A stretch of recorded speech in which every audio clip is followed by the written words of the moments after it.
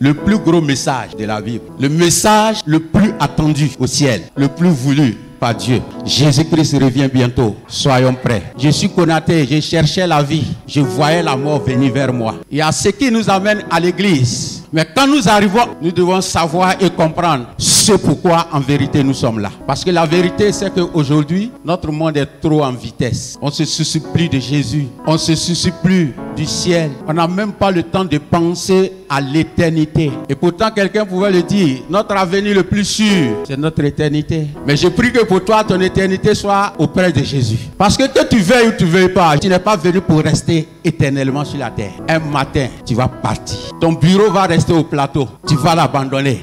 Tu vas partir. L'argent qui te fait courir, pour lequel tu es égoïste, pour lequel tu es devenu du coup méchant, tu t'es retourné contre tout le monde. Un matin, tu vas l'abandonner. Tu vas partir. David a dit à Salomon, je m'en vais par le chemin de toute la terre. Et Jacob, en parlant à Joseph, a dit, je vais me coucher bientôt avec mes pères. Un jour, on va quitter la terre. Nos biens, nos enfants qu'on aime tant, un matin, on va se séparer d'eux. On va abandonner toutes ces choses. L'église même, un matin, va prendre fin. Parce que la vie ne s'arrête pas seulement qu'à la terre. Il y a beaucoup plus glorieux et beaucoup plus merveilleux qui nous attend. Que Dieu nous réserve comme récompense. Ma prière, c'est que tu sois parmi cet héritage-là. Alors, vous comprenez que dans la pensée de Dieu, nous sommes sur la terre pour nous préparer à le rejoindre. Ne perds pas cela de vue. Va au travail, fais tout ce que tu veux. Amuse-toi comme tu veux. Mais je te rappelle que dans la pensée de Dieu, nous sommes sur la terre pour le rejoindre. Et donc chacun doit préparer ce rendez-vous-là. Apocalypse 22, verset 7. Et voici, je viens bientôt. Heureux celui qui garde les paroles de la prophétie de ce livre. Les amis, ce n'est pas un jeu. On s'est amusé dans les lieux de théâtre, de comédie. On dit Jésus revient bientôt. Depuis, on ne le voit pas. Mais c'est Jésus qui parle. Et quand Jésus parle, c'est la vérité. Mais il revient pourquoi? Pour récompenser. Il revient pour nous chercher. Oui, quand Jésus revient encore la deuxième fois, ce n'est plus pour venir faire le ministère. Jésus ne revient pas pour venir enseigner.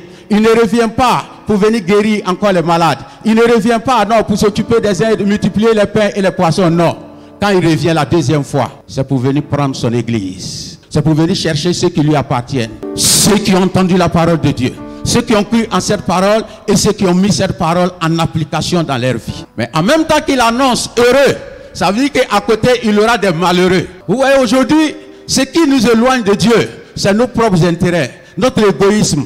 Parce que les gens ne cherchent pas à travailler pour le ciel, ils veulent travailler pour la terre. Toutes leurs motivations, tous leurs engagements, toute leur intelligence, c'est pour gagner la terre. Je ne t'ai pas encore dit de ne pas travailler, mais que ton travail te rapproche de Dieu. Si tu veux exercer le ministère, exerce le ministère, mais que ton ministère te rapproche du ciel. Donc je suis en train de te dire que le chrétien sur la terre ne vit pas à tout hasard. Il ne doit pas se retrouver dans tout. Il ne doit pas être en train de faire toutes choses. Non.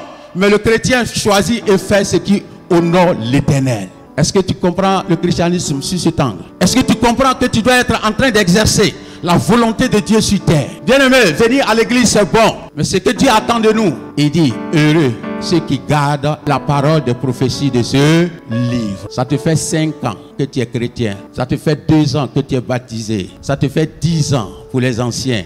30 ans pour d'autres. Qu'est-ce que tu as gardé de Jésus jusqu'à aujourd'hui? Qu'est-ce que tu appliques à ta vie? Tu t'es conformé à quoi jusqu'à aujourd'hui?